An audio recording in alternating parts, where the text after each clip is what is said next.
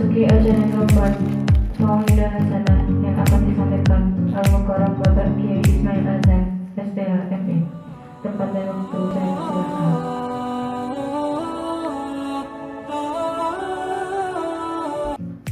Assalamualaikum warahmatullahi wabarakatuh.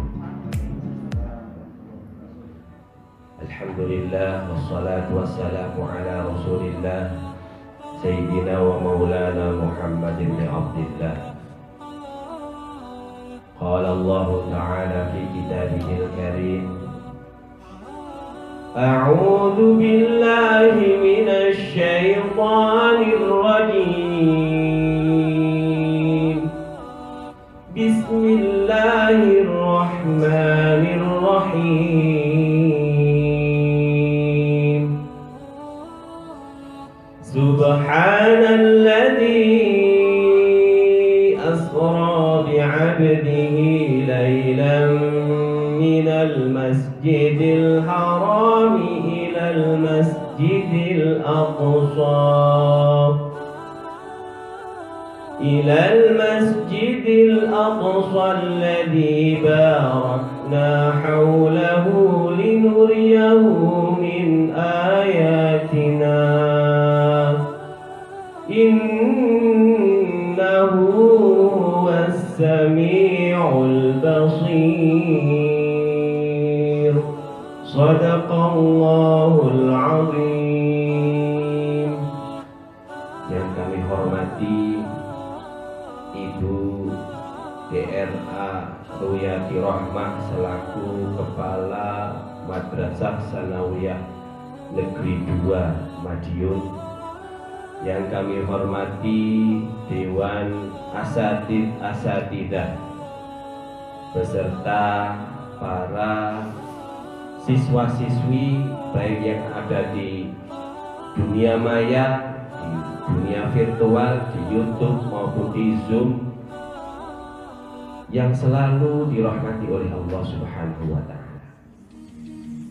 Pertama dan paling utama, marilah kita senantiasa bersyukur kehadirat Allah, karena berkat rahmatnya dan kasih sayangnya kita senantiasa diberi kesehatan jasmani dan rohani. Marilah kita ikrarkan kenikmatan Allah, terutama kenikmatan iman dan Islam, biqaulina hamdalah alhamdulillahirabbil alamin. Kedua kalinya sholawat dan salam kita sanjungkan kepada junjungan kita Nabi Agung Muhammad sallallahu alaihi wasallam yang telah membawa agama Islam sampai kepada kita. Sebab suri tauladannya yang mendunia bahkan sampai ke akhirat saking baiknya. Mudah-mudahan kita semuanya mendapatkan syafaatnya baik di dunia maupun di akhirat. Allahumma amin. Para pemirsa yang budiman, Isra Mi'raj merupakan suatu kejadian yang sangat sakral. Karena tidak ada satupun nabi yang melampaui keistimewaan perjalanan Isra Mi'raj. Isra terambil dari kata bahasa Arab asra yusri, yang artinya memperjalankan di suatu malam.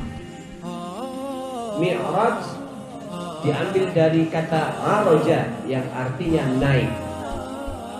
Jadi Isra Mi'raj adalah perjalanan suatu malam dari Masjidil Haram menuju Masjidil Aqsa di Palestina, kemudian Mi'raj menuju Sidratul Muntaha yang di situ melewati berbagai lapisan-lapisan langit.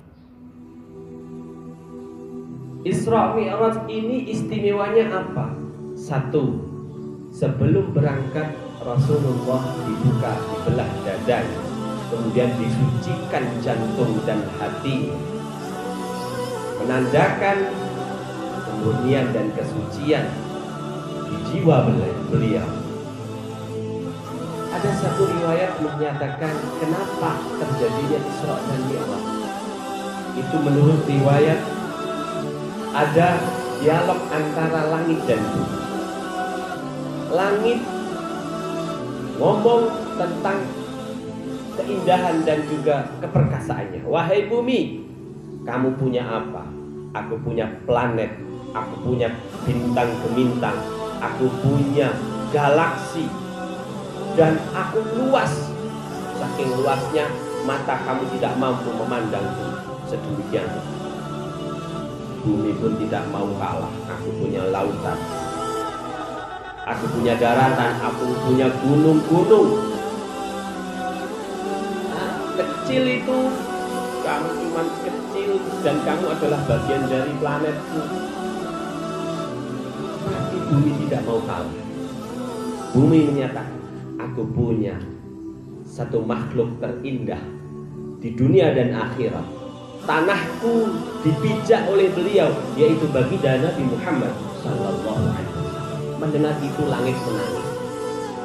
Kemudian sujud kepada Allah, memohon kepada Allah, ya Allah, aku iri dengan kemuliaan-Mu karena dia dipijak oleh makhluk terindahmu, yaitu beliau Nabi Muhammad sallallahu alaihi wasallam. Aku ingin suatu saat Nabi terbaikmu ini melintasi aku, melewati aku, sehingga aku bakal grow seimbang kemuliaannya antara bumi dan langit. Ya, suatu saat aku akan mengabulkan permohonan. Dan momen itu terjadilah peristiwa Isra wal Mi'raj. Kemudian tatkala malaikat Jibril sudah membasuh bersih hati dan jantung Rasulullah, kemudian berkendaraan buraq dengan secepat melebihi kecepatan cahaya dari Masjidil Haram menuju Masjidil Aqsa. Perjalanan kalau naik pesawat normalnya itu 2 jam. Kalau 2 jam, kalau menurut akal kita tidak nyampe. Suatu malam cuma 2 jam pulang pergi, dan itu sudah sampai ke langit, bahkan ke Sidratul Muntaha. Ini tidak nalar. Karena kalau nalar kita itu akan skeptis, ragu akan kebenaran, dan iman kita malah goyah. Ini justru akan menjadi celah kehilangan iman. Na'udzubillah. Jadi menguji iman kita dengan peristiwa yang maha dahsyat seperti ini. Ketika sudah sampai di Masjidil Aqsa, mengimami 123.999 nabi dan rasul, kumpul di sana menjadi imam Rasulullah Shallallahu Alaihi Wasallam. Setelah sholat, beliau menuju lapisan langit ke-1, ketemu Nabi Adam. Lapisan kedua ketemu Nabi Idris. Lapisan ketiga ketemu Nabi Isa. Sampai ke langit ke-7 ketemu Nabi Musa alaihissalam. Ketika sudah seperti itu, malaikat Jibril menyatakan, wahai Rasulullah, aku sudah tidak mampu lagi mengantarkan dirimu menuju Sidratul Muntaha. Aku bisa terbakar. Sesampainya di Sidratul Muntaha, karena Rasulullah yang diundang oleh Allah dengan membawakan kendaraan khusus, maka Allah mengucapkan salam pertama kali kepada Rasulullah. Assalamu alayka ayyuhan nabi wa rahmatullah wa barakatuh. Rasulullah menjawab salam Allah itu dengan ucapan wassalamu alayna wa ala ibadillahi salihin. Karena keindahan salam antara Allah dengan Rasulullah itu begitu menakjubkan, maka malaikat yang berada di sekeliling arsy mengucapkan syahadat asyhadu an la ilaha illallah wa asyhadu anna muhammadar rasulullah. Akhirnya momen itu mengabadi di dalam setiap bacaan dalam sholat, yaitu ketika kita tahiyat. Assalamu alayka ayyuhan nabi wa rahmatullah wa barakatuh. Assalamu alayna wa ala ibadillahi salihin. Asyhadu an la ilaha illallah wa asyhadu anna muhammadar rasulullah.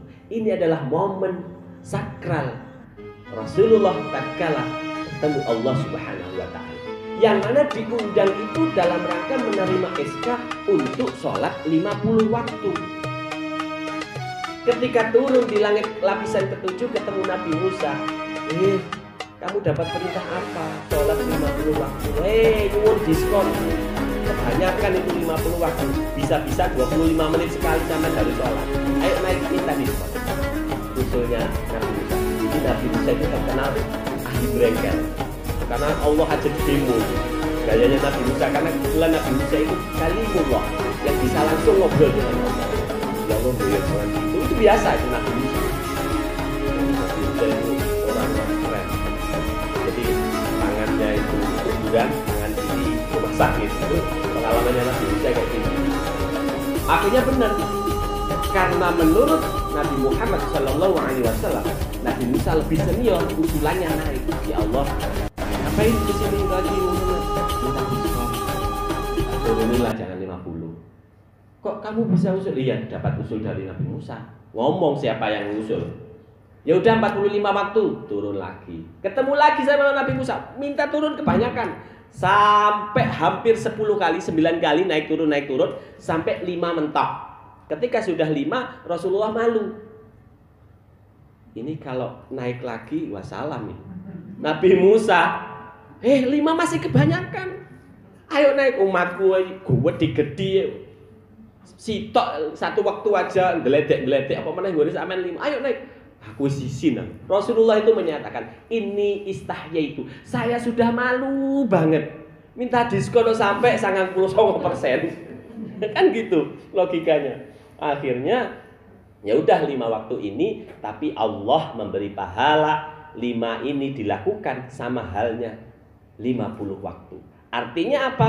Umatnya Rasulullah ini satu kebaikan akan dibalas menjadi 10 kali lipat. Artinya ketika 5 waktu dilakukan sama dengan 50 waktu. Seperti semula SK Allah diturunkan kepada baginda Nabi Muhammad Sallallahu Alaihi Wasallam. Lah, sholat 5 waktu sendiri itu punya sejarah. Apa sejarahnya? Nabi Adam diturunkan di waktu subuh. Akhirnya Nabi Adam diwajibkan untuk sholat subuh. Nabi Ibrahim telah selamat dari apa? Kehilangan putra kesayangannya yang kebetulan namanya sama dengan saya. Yang betulan itu saya, bukan Nabi Ismailnya. Sehingga Nabi Ismail ketika mau disembelih ditukar dengan domba dari surga. Jadi kalau kamu mau menyembelih saya tukar dengan domba. Artinya apa? Setelah di waktu zuhur, Nabi Ibrahim alaihissalam diberi kewajiban untuk sholat zuhur. Nabi Yunus alaihissalam 40 hari berada di perut ikan nun. Kalau sekarang mungkin ikan hiu ya. Dimuntahkan di pinggir pantai waktu asar. Sehingga Nabi Yunus diberi kewajiban untuk melaksanakan sholat asar. Nabi Isa alaihissalam selamat dari kejaran pengikutnya yang brutal, yang ingin menyalibnya, yang membunuhnya. Selamat dari itu di waktu maghrib. Sehingga Nabi Isa diberi kewajiban sholat maghrib. Nabi Musa alaihissalam terbirit-birit, tunggang langgang lari dari kejaran Fir'aun dan pasukannya. Sampai mampu membelah Laut Merah. Sehingga pengikutnya seluruhnya lari nyebrang. Ketika sudah nyebrang semuanya, laut kembali lagi tidak jadi jembatan. Fir'aun dan umatnya tenggelam di situ. Nabi Musa selamat di seberang. Itu di waktu Isya. Sehingga Nabi Musa diberi kewajiban untuk ibadah sholat Isya. Teladan Rasulullah yang dapat kita ambil adalah perjalanan Isra Mi'raj. Itu dari masjid ke masjid. Gak ada ceritanya Rasulullah dari masjid ke pasar. Itu mah belanja. Dari Rasulullah masjid menuju masjid, kemudian menuju Allah, yaitu Mi'raj. Jadi orang mukmin kita nggak perlu repot-repot request. Ya Allah, kapan kau Isra Mi'rajkan diriku terhadap dirimu? Emangnya njaluk SK nopo sampean? Salat 5 waktu yang diledek kok njaluk SK meneh? Jadi as-salatu mi'rajul mu'min, salat itu tempat naiknya seorang mukmin menuju Allah Subhanahu wa taala. Loh. Jadi perilaku-perilaku itu akan bisa baik seperti Rasulullah tatkala salat kita sudah benar. Maka kenapa di dalam Al-Qur'an dinyatakan innas salata tanha 'anil fahsya'i wal munkar. Sesungguhnya salat itu mampu mencegah perbuatan keji dan mungkar. Coba bayangkan, Ketika perbuatan keji dan mungkar itu dilaksanakan oleh seseorang, maka sudah ada kesimpulan bahwa sholatnya belum benar.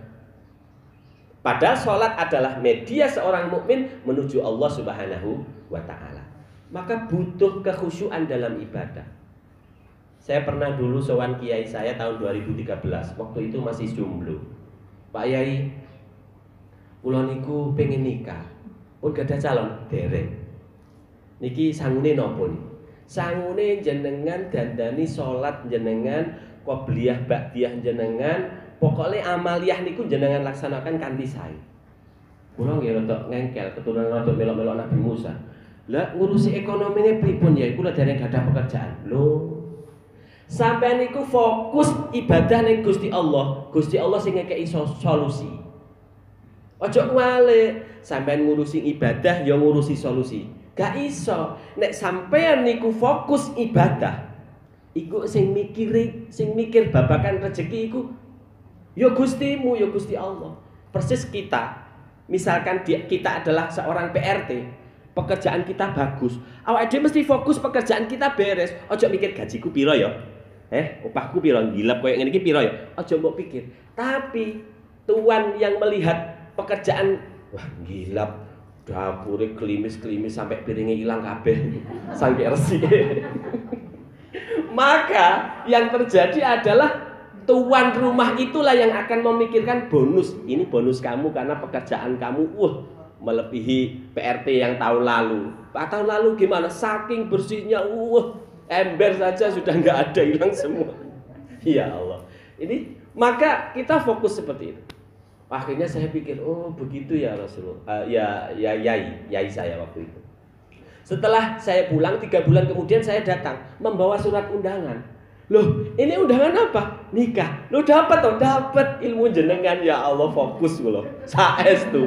Jadi sepulang dari sana, itu saya dapat pekerjaan ngajar di SMK Kusuma Terape Madiun dan ngajar sore hari di kampus Tai Madiun. Itu saya nggak minta itu. Artinya tiba-tiba jalan aja gitu. Dan kemudian ketemu jodoh yuk gak enak senenge, mamangane yukur. Ya Allah, terimana.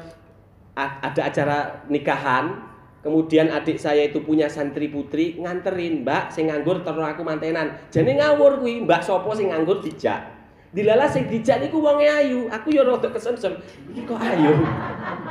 Akhirnya tekok-tekokan lulus bareng wisuda, ya Allah. Lulus tapi nggak kenal, beda jurusan.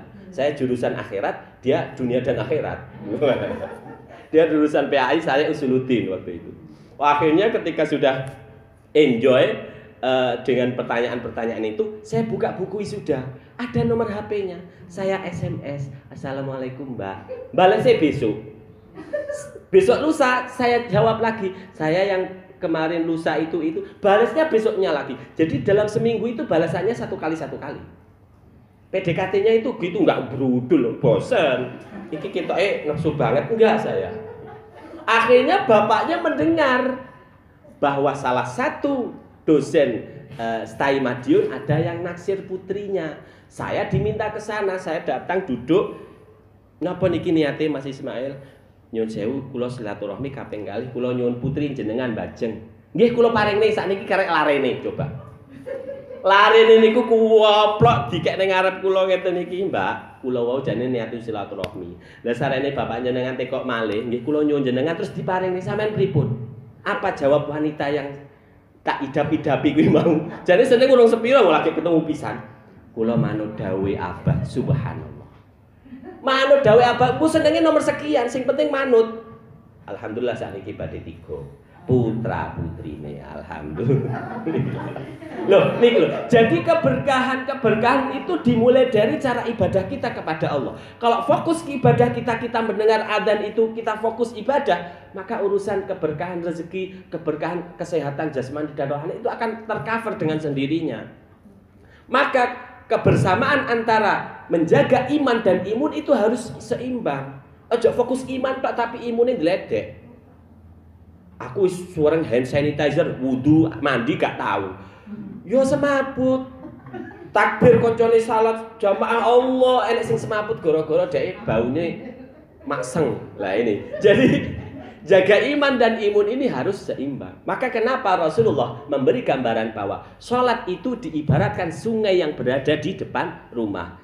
Sekarang apabila di rumah jenengan, wahai sahabat, ada sungai di depan rumah jenengan, terus kamu mandi 5 kali sehari dengan sungai yang mengalir jernih itu, apa yang terjadi dengan tubuh Anda? Ya bersih. Demikian halnya sholat. Ketika sholat kamu laksanakan dalam 5 waktu sehari itu,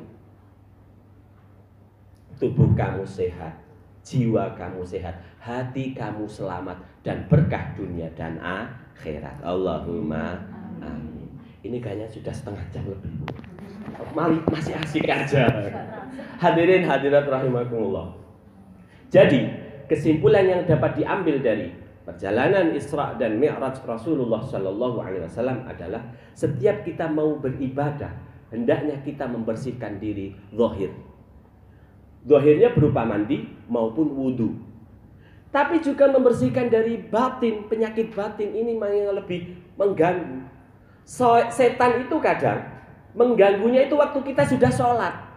Takbirnya khusyuk, Allahu Akbar. Tapi mendengar suara hujan, sementara pemean neneng buri omah iku urung ditasi, asem maneh. Atine sing muni, asem maneh. Iki lak percuma nek ku mepin delosor-delosor kena udan gak aku wis kadung salat wis oleh 2 rakaat. Fokusnya hilang, khusyuknya hilang. Maka ketika mau datang urusan salat, urusan duniawi harus ditinggal sementara waktu. Pemeane dong diintasi nek terangku dadi pikiran. Lho ra eling lho, elingi pas salat lho. Kunci ilang lho elingi pas salat. Penting pacar hilang pas sholat. Ini jangan sampai. Jadi khusyuk itu tata caranya adalah bagaimana sholat itu, bacaan dalam sholat itu kita pahami, terutama dalam bacaan Fatihah. Iyyaka na'budu wa iyyaka nasta'in. Hanya kepadamu kami menyembah, hanya kepadamu kami memohon pertolongan. Jadi memohon pertolongan kepada Allah ini sebagai zat yang menjadi as-somad, tempat bergantung segala sesuatu. Maka orang-orang yang keimanannya landai itu datar aja, itu nggak yakin. Tapi ketika Isra Mi'raj, keimanan seseorang mampu bertambah. Oh begitu ajaibnya Allah membuat sesuatu yang tiada bandingannya, perjalanan yang begitu dahsyatnya. Maka keimanannya bisa dipertebal. Kalau akal ini memikirkan sesuatu yang berkenaan dengan makhluknya Allah, kita menemukan keajaiban pada virus corona, loh, maka subhana, kita maha sucikan Allah. Rabbana ma khalaqta hadza batila, ya Allah, sungguh tidak ada yang sia-sia Engkau ciptakan makhluk yang semacam ini. Subhanaka faqina adzaban nar, maka maha suci Engkau ya Allah, jagalah kami dari siksa api neraka. Maka akal ini digunakan untuk berpikir tentang ciptaan Allah. Hati kita gunakan untuk mengingat Allah. Caranya bagaimana? Caranya hati ini harus diisi Allah. Caranya diisi Allah, kenikmatan yang dititipkan Allah itu kita matur suwunnya di hati. Soalnya Kak Ede itu kadang tertipu dengan lagu. Kau selalu di hatiku. Ya kan? Lihat, loh apa lu lagu kawat di dalam sukma. Loh, jadi kau selalu di hatiku, terus apakah engkau benar-benar tinggal di sini? Enggak bisa, yo ora sedeng dodone sak pira kok. Artinya tempat tinggal yang begitu maha luas itu hati, dan Allah menitipkan sinyal-sinyal ketuhanannya di dalam hati kita. Maka kenapa orang bahagia itu mesti dodone sing dicol nyekal bantal suweneng, gak enek ciptane suweneng karo bantale ditempel-tempel ning sirah malah mumet. Karena bahagia itu dalam hati. Orang sedih, dodone sesek karena dikhianati oleh pacarnya. Wis nyekel dodon, ya apa iki? Sesek pas dadaku. Ya apa? Kakek rokok. Oga, putus cinta. Loh ini tuh. Jadi jangan sampai perkara yang hati ini hendaknya diisi oleh Allah diisi urusan dunia. Ya kan? Jangan sampai. Maka penting sekali mengisi hari-hari kita ibadah, Meskipun kita belajar di rumah masing-masing, tapi urusan ibadah kita nomor satukan. Kalau ibadah nomor satu, Allah akan memberi ujroh, upahnya banyak dengan keberkahan, kesehatan, kebahagiaan di dalam hati kita. Itu bonusnya.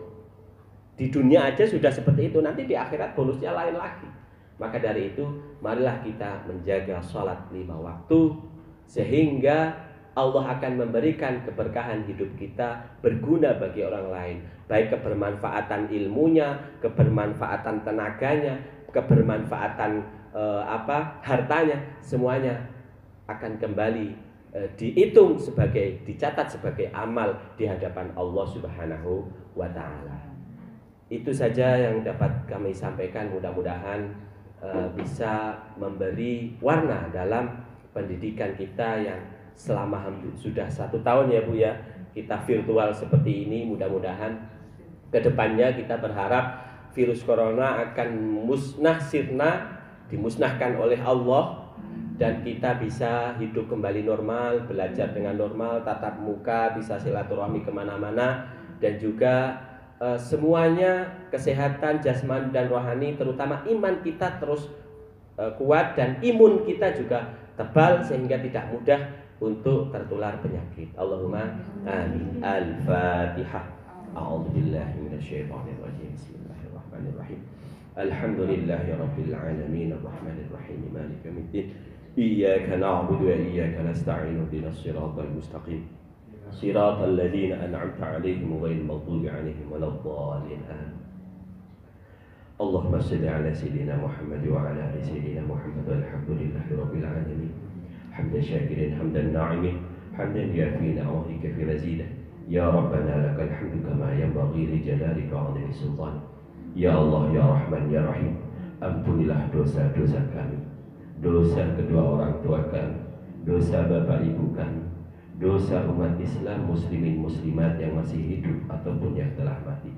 Ya Allah ya Rahman ya Rahim, ampunilah dosa ibu kami, ibu kami yang telah mengandung kami 9 bulan dan melahirkan kami dengan taruhan nyawanya. Ya Allah, kami belum mampu membalas kebaikannya. Maka dari itu ya Allah, kami memohon kepadamu, balaslah kebaikannya dengan ampunanmu ya Allah ya Rabb, dan mendapatkan surgamu ya Allah ya Rabb. Ya Allah ya Rabb, ampunilah dosa ayah kami yang mencari rezeki yang halal demi kami supaya tidak kelaparan, demi kami supaya kami tidak kedinginan. Ya Allah ya Rahman ya Rabb, kami belum mampu membalas kebaikan ayah kami. Maka dari itu ya Allah, ampunilah dosa ayah kami ya Allah ya Rabb, dan masukkan ke dalam surga. Ya Allah ya Rahman ya Rahim, ampunilah segala dosa-dosa kami ya Allah. Tancapkan iman kami di dalam dada kami ya Allah, hingga ajal menjemput kami ya Allah ya Rabb. Musnahkanlah virus corona dari kehidupan kami ya Allah ya Rabb, karena kami hanya memohon kepadamu atas segala musibah ini ya Allah. Musnahkanlah musibah berupa virus pandemi corona ini ya Allah ya Rabb, sehingga kami bisa berhidup normal, bisa ibadah dengan tenang, tidak berjauh-jauhan dengan sanak dan kerabat ya Allah ya Rabb. Ya Allah ya Rahman ya Rahim, di peringatan Isra Mi'raj ini ya Allah, kami mengingat Nabi Muhammad sallallahu alaihi wasallam sebagai nabi terbaikmu yang akan memberi syafaat kepada kami. Maka dari itu ya Allah, izinkan kami untuk mendapatkan syafaatnya ya Allah ya Rabb, sehingga kami masuk surga di dalam surgamu ya Allah bersama-sama beliau. Ya Allah ya Rahman ya Rahim, di dunia ini kamu belum melihat wajahnya barang sejenak. Maka dari itu ya Allah ya Rabb, di akhirat nanti jangan halangi pertemuan kami dengannya ya Allah ya Rabb, sehingga kami bisa mengucapkan salam kepadanya. Assalatu wassalamu alaika ya Rasulullah. Kemudian Rasulullah memanggil kami, ya Fulan bin Fulan, datang ke sini, aku mensyafaatimu. Betapa bahagianya hari itu ya Allah ya Rabb, sehingga kami berkumpul dengannya di dalam surga. Ya Allah ya Rahman ya Rahim, hindarkanlah ucapan Rasulullah, ya Fulan bin Fulan, aku tidak mengenalmu, kamu bukan bagian dari umatku, engkau selalu berbuat maksiat, aku tidak mengenalmu. Betapa sakitnya hati ini ya Allah ya Rabb, sehingga kami tergolong orang-orang yang merugi. Ya Allah, masukkan kami di dalam surgamu ya Allah, dan Jauhkan kami dari siksa api neraka. Ya Allah, ya Rahman, ya Rahim, mudah-mudahan MTSN 2 Madiun ini ya Allah selalu mencetak generasi yang solih-solihah, yang selalu eksis sampai akhir hayat, yang selalu eksis mencetak dunia pendidikan yang baik, mencetak generasi yang solih-solihah hingga akhir zaman nanti ya Allah. Mudah-mudahan kami semuanya terhindar dari virus corona ya Allah ya Rabb. Sehat jasmani dan rohani, istiqomah dalam menjalankan ibadah, istiqomah dalam belajar, istiqomah dalam kebaikan, dan jauh dari perilaku maksiat. Rabbana atina fid dunya hasanah wa fil akhirati hasanah wa qina adzaban nar wa adkhilna jannata ma'al abrar ya aziz ya ghaffar. Wa sallallahu ala sayyidina Muhammad. Subhana rabbika rabbil izzati amma yasifun wa salamun ala al-mursalin walhamdulillahi rabbil alamin. Bismillahil Fatihah.